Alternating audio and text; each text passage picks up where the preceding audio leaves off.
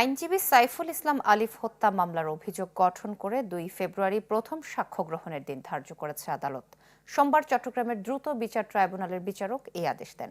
Charge গঠনের দিনে কড়া নিরাপত্তায় হাজির করা হয় চিন্ময় কৃষ্ণ সহ মামলার ২৩ আসামিকে। আদেশে সন্তুষ্টি জানিয়েছেন রাষ্ট্রপক্ষ ও বাদীপক্ষ। উচ্চ আদালতে যাওয়ার ঘোষণা দেন আসামি পক্ষের আইনজীবী। পুরো আদালত চত্বরে আইনশৃঙ্খলা বাহিনীর নিশ্ছিদ্র নিরাপত্তা ব্যবস্থা। এই নিরাপত্তার কারণ আইনজীবী সাইফুল ইসলাম আলিফ হত্যা মামলার চার্জ গঠন এবং আসামিদের আদালতে হাজির করা। সকাল 9:30টায় মামলার অন্যতম আসামি সনাতন জাগরণী জোটের মুখপাত্র চিন্ময় কৃষ্ণ সহ 23 আসামিকে আনা হয় আদালতে। প্রিজন ভ্যান থেকে নামিয়ে এজলাসে প্রবেশের আগ পর্যন্ত পুরো সময়টা ছাতা দিয়ে ঢেকে নেওয়া হয় চিন্ময়কে। 1 ঘন্টারও বেশি সময় ধরে চলে শুনানি কার্যক্রম। দীর্ঘ শুনানি শেষে চট্টগ্রাম দ্রুত বিচার ট্রাইব্যুনালের বিচারক মোহাম্মদ জাহিদুল হক মামলায় পলাতক 16 জন সহ 39 আসামির বিরুদ্ধে 302 এবং 109 ধারায় চার্জ গঠনের আদেশ দেন। 2 ফেব্রুয়ারি প্রথম সাক্ষ্য গ্রহণের দিন ধার্য করেন। 2 ফেব্রুয়ারি আসামি এই রাষ্ট্রপক্ষের সাক্ষ্য শুরু করার জন্য আমরা আশা করছি ওই তারিখ থেকেই আমরা সাক্ষ্য নিয়ে আসবো, সাক্ষী নিয়ে আসবো রাষ্ট্রপক্ষ আদালতের নোটিশ প্রাপ্তি সাপেক্ষে। এই ঘটনার প্রিপারেশন, মোটিভ, ইন্টেনশন, পূর্ব পরিকল্পনায় আসামি চিন্ময় সহ সকল আসামিরা ওতপ্রোতভাবে জড়িত। এজাহার চার্জশিট, তারপর আপনার সুরতাল রিপোর্ট, ময়নাতদন্ত রিপোর্ট 161, আসামিদের 164, সিসিটিভি ক্যামেরা, অর্থাৎ এই মামলার জব্দকৃত আলামত সবকিছু কাগজপত্র পর্যালোচনায় যারা হত্যাকাণ্ডে অংশ নিয়েছিল তাদের বিরুদ্ধে দণ্ডবিধানের 147, 148, 149, 302 এবং 34 ধারায় চার্জ গঠন করেছেন। এদিন আদালতে উপস্থিত ছিলেন চিন্ময়ের আইনজীবীও। তাকেও কড়া নিরাপত্তা দেয় আইনশৃঙ্খলা বাহিনী। আদালত চত্বরে কথা না বললেও পরে হোটেলে অভিযোগ করেন ন্যায় বিচার না পাওয়ার। ঘোষণা দেন উচ্চ আদালতে যাওয়ার। জানান বিচারিক কাজে সব ধরনের সহযোগিতা পাচ্ছেন তারা। 164 ম্যাজিস্ট্রেটের কাছে যে জবানবন্দিটা দিয়েছেন 3 জন আসামি, ওরা কেউ এখানে ওনার নাম বলে নাই। ওনার প্রত্যক্ষ বা পরোক্ষভাবে কোনো রকমের ইনভলভমেন্ট নাই এই মামলায়। এই চার্জের এগেইনস্টে আমরা উচ্চ আদালতে যাব, মহামান্য হাইকোর্টে যাব, সেখানে আমরা 561 করব। উনি একজন সন্ন্যাসী এবং উনি ছোটবেলা থেকে ব্রহ্মচর্যের ভিতরে বড় হয়ে উঠেছেন এবং উনি বৈষ্ণব ধর্মের অনুসারী। যেই মতবাদটা হচ্ছে কাউকে কোনো প্রকার আঘাত না করা। প্রশাসনের তরফ থেকে এবং চট্টগ্রাম বারের সম্মানিত বিজ্ঞ আইনজীবীদের কাছ থেকে আমরা যথেষ্ট সহযোগিতা পাচ্ছি। চার্জ গঠনের দিন আদালতে হাজির ছিলেন আলিফের বাবা জামাল উদ্দিন। বিচার শুরু হওয়ায় সন্তুষ্টি জানিয়ে ন্যায় বিচারে সাক্ষীদের সাক্ষ্য গ্রহণে সহযোগিতা চান। চার্জ গঠন হয়েছে, এটা শুনে দেখে আমি সন্তুষ্ট হলাম। বিচারটা যাতে শুরু হয়েছে, সাক্ষীরা যেন সাক্ষী দিতে আসতে পারে নির্বিকে এই যেন সরকারের ত্রাণ নিরাপত্তা দেয়। 2024 সালের 26 নভেম্বর চিন্ময় কৃষ্ণকে আদালতে তোলা হলে তার অনুসারীদের তাণ্ডব চলে আদালত এলাকায়। এ সময় পিটিয়ে ও কুপিয়ে নৃশংসভাবে হত্যা করা হয় আইনজীবী সাইফুল ইসলাম আলিফকে। তার বাবা বাদী হয়ে 31 জনের বিরুদ্ধে মামলা করেন। পরে পুলিশ 39 জনের নামে চার্জশিট দাখিল করে আদালতে। ইবেন মীর, চ্যানেল 24, চট্টগ্রাম। কক্সবাজার শহরের ঝিলংজা বড়ুয়াপাড়া এলাকায় রোহিত বড়ুয়া নামে এক যুবকের মরদেহ উদ্ধার করা হয়েছে। সকালে গাছে ঝুলন্ত অবস্থায় তার মরদেহ উদ্ধার করা হয়। পরিবারের দাবি, ফেসবুকে একটি পোস্ট নিয়ে বেশ কয়েক মাস আগে রুহিদের ওপর পাশের কয়েকজন যুবক হামলা ও মারধর করে। পরে ছেলের নিরাপত্তার বিষয়টি চিন্তা করে তাকে চট্টগ্রামে পাঠিয়ে দেওয়া হয়। গত 2 দিন আগে সে বাড়ি আসলে পুরনো ঘটনার জের ধরে তাকে বাড়ি থেকে কৌশলে বের করে হত্যা করা হয়। তার শরীরের বিভিন্ন অংশে আঘাতের চিহ্ন পাওয়া গেছে, তবে বিষয়টি খতিয়ে দেখার কথা জানায় পুলিশ। জাতীয় নির্বাচন সুষ্ঠুভাবে সম্পন্ন করতে জোর প্রস্তুতি চলছে মাঠ পর্যায়ে। চট্টগ্রাম বিভাগে এরই মধ্যে নির্বাচনী দায়িত্ব পালন করার জন্য 25,000-এর বেশি পুলিশ সদস্যকে দেওয়া হয়েছে প্রশিক্ষণ। এছাড়া প্রশিক্ষণ দেওয়া হবে 43,000-এর বেশি নির্বাচনী কর্মকর্তাকে।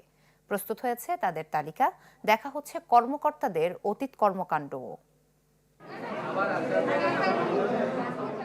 ভোটের দিন মাঠ পর্যায়ে কর্মতৎপরতা সবচেয়ে বেশি থাকে নির্বাচনী কর্মকর্তা ও আইন শৃঙ্খলা বাহিনীর। তাই নির্বাচন নির্বিঘ্ন করতে চট্টগ্রামে ব্যাপক প্রস্তুতি চলছে এই 2 বিভাগেই। নির্বাচনকে ঘিরে এরই মধ্যে প্রশিক্ষণ দেওয়া হয়েছে পুলিশ সদস্যদের। চট্টগ্রাম রেঞ্জ, জেলা, সিএমপি মিলে প্রশিক্ষণ নেন 25,000-এর বেশি সদস্য। এর মধ্যে জেলায় 2,663 এবং সিএমপিতে প্রশিক্ষণ নেন 5,919 জন। সবচেয়ে বেশি 16,654 জন প্রশিক্ষণ নেন রেঞ্জে। কোনো ঘটনা ঘটলে কিভাবে সেটাকে মোকাবেলা করবে সেই বিষয়গুলো সম্পর্কে ট্রেনিং দেওয়া হচ্ছে এবং এই ট্রেনিংটি অত্যন্ত ফলপ্রসূ। আমাদের প্রতিটা সদস্যই অংশগ্রহণ করছেন, তারা নতুন নতুন বিষয় জানছেন এবং তাদের মধ্যে আগ্রহও দেখতে পাচ্ছি আমরা। সুতরাং এটা আমাদের জন্য একটা ভালো দিক যে মানুষটা কোনোদিনও হয়তো নির্বাচন সম্পর্কে জানতোই না, বুঝতো না, বা একটা প্রকৃত নির্বাচন কীভাবে পরিচালনা করতে হয়, নিরাপত্তা প্রদান করতে হয়, নিরাপত্তার দায়িত্ব করতে হয়, সেটা তারা জানতো না। সেটা আমি মনে করি যে এবার এই ট্রেনিংয়ের মাধ্যমে সেটা তাদের জানা সম্ভব হবে।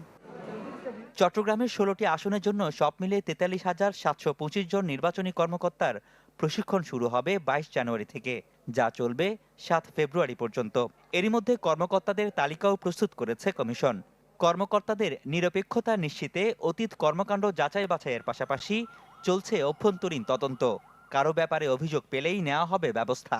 সরকারের বিভিন্ন গোয়েন্দা সংস্থা আছে, তারাও ইতিমধ্যে আমাদের থেকে বিভিন্ন তথ্যগুলা তারা আনুষ্ঠানিক অনানুষ্ঠানিকভাবে নিচ্ছেন, নিয়ে তারা যাচাই করতেছেন। এবং আমাদের কমিশনের যে নীতিমালা আছে, আমরা সেই নীতিমালা অনুসারে আপনার এই প্রশ্নটা আমরা আরও বেশি জোরালোভাবে আমাদের সামনে রেখে আমরা আগাবো। আমরা আগে থেকে যাচাই করছি, তারপরেও যদি হেরে ফেরে দুই একটা পরে যায়, এরপরে আমরা সাথে সাথে এটা সলভ করে দিব। আমাদের হাতে 10% জনবল অতিরিক্ত থাকবে। চট্টগ্রামের 16টি সংসদীয় আসনে মোট ভোটার ছেষট্টি,82,517, ভোট কেন্দ্র 1,965টি। রনি দত্ত, চ্যানেল 24, চট্টগ্রাম। চট্টগ্রামের আনোয়ারায় চেকপোস্টে তল্লাশি চালিয়ে প্রায় 31,000 পিস ইয়াবা সহ 2 মাদক কারবারিকে আটক করেছে র্যাব। গতকাল রাত 12টার দিকে সরকারহাট গরুর বাজার সংলগ্ন এলাকায় এই তল্লাশি চালানো হয়। এ সময় কক্সবাজার থেকে চট্টগ্রামগামী একটি বাসে তল্লাশি করে মোসাম্মদ শমসিদার পরিহিত বোরকার ভেতর থেকে ইয়াবাগুলো উদ্ধার করা হয়। এ ঘটনায় মোহাম্মদ তৈয়ব আলী নামে এক রোহিঙ্গাকে আটক করা হয়। শমসিদার বাড়ি মহেশখালী আর তৈয়ব আলীর উখিয়া কুতুপালং রোহিঙ্গা ক্যাম্পে। পরে তাদের আনোয়ারা থানায় হস্তান্তর করা হয়। এলপিজি সংকটে পাহাড়ের বিভিন্ন জেলায় বন্ধ ফিলিং স্টেশন। তবে বান্দরবানে ফিলিং স্টেশন চালু থাকায় সেখানে ভিড় করছে নানা জেলার এলপিজি চালিত যানবাহন। এ ব্যাপারে আরও বিস্তারিত জানাতে বান্দরবান থেকে আমাদের সাথে যোগ দিচ্ছেন সহকর্মী ইয়াসিনুল হাকিম। ইয়াসিন,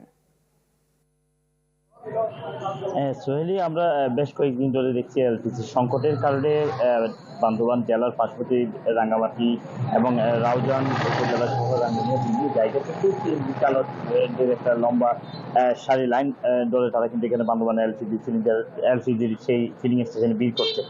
আমরা তাদের সাথে কথা বলেছি, তারা আসলে যেটি বলছে তাদের যে রাঙ্গামাটি জেলার বিভিন্ন উপজেলা পাশাপাশি রাঙ্গুনিয়ার উপজেলাগুলোতে যে এলপিজির ফিলিং স্টেশন রয়েছে সেটি যে বেশ কিছুদিন ধরে ফিলিং স্টেশন বন্ধ থাকা এবং এলপিজি সংকট দেখিয়ে তারা কিন্তু আসলে সেখান থেকে এলপিজি না পাওয়ার কারণে বান্দরবানে যেহেতু একটি জেলা শহরে একটি মাত্র এলপিজি ফিলিং স্টেশন রয়েছে সেখানে তারা ভিড় করছে। আমরা যারা ফিলিং স্টেশনে রয়েছে তাদের সাথে কথা বলেছি, তারা যেটি বলছে বান্দরবানের কেরানীহাট থেকে বান্দরবানের 23 কিলোমিটার সড়কে প্রায় 3টি এলপিজি যে ফিলিং স্টেশন রয়েছে সেগুলো বন্ধ প্রায় 1 মাস যাবত।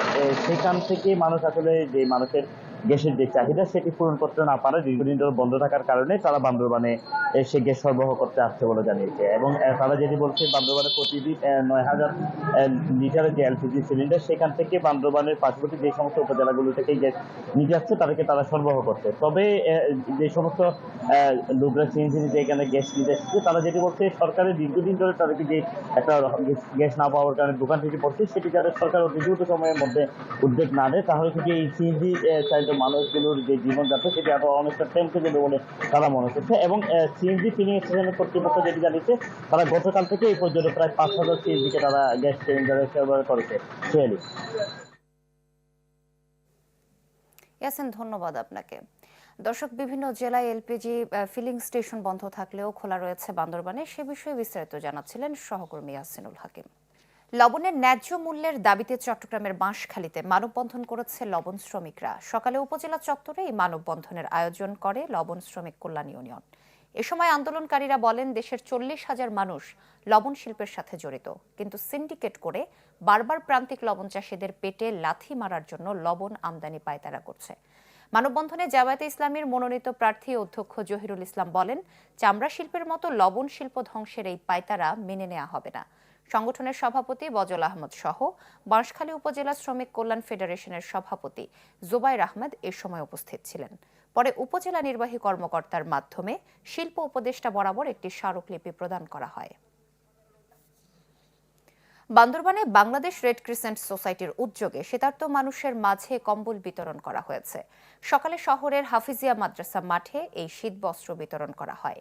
তীব্র শীতে অসহায় মানুষ যেন কষ্ট না পায় সেজন্য এই কার্যক্রম সংগঠনটির। ভবিষ্যতে এই ধরনের কাজ অব্যাহত থাকার আশাবাদ ব্যক্ত করেন তারা। Bangladesh red crescent society Bandarban ইউনিটের vice chairman M A Momen Chowdhury, secretary Shahidur Rahman, unit officer Ashadul Haider এ সময় উপস্থিত ছিলেন।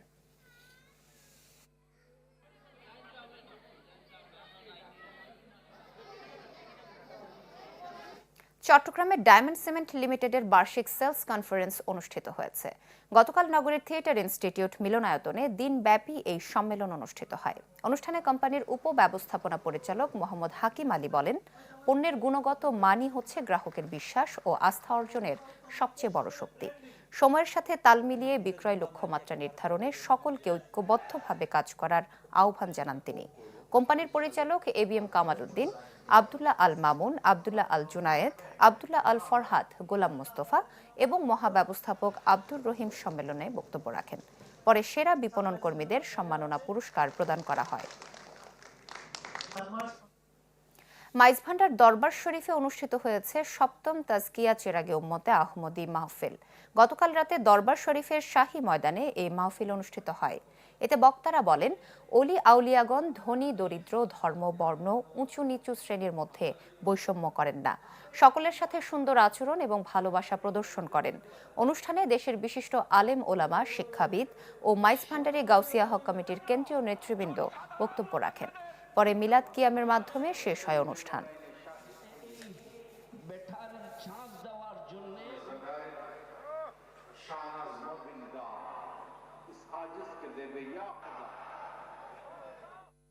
এ ছিল চট্টগ্রাম 24-এর এখনকার আয়োজন। এতক্ষণ যারা সাথে ছিলেন সবাইকে ধন্যবাদ।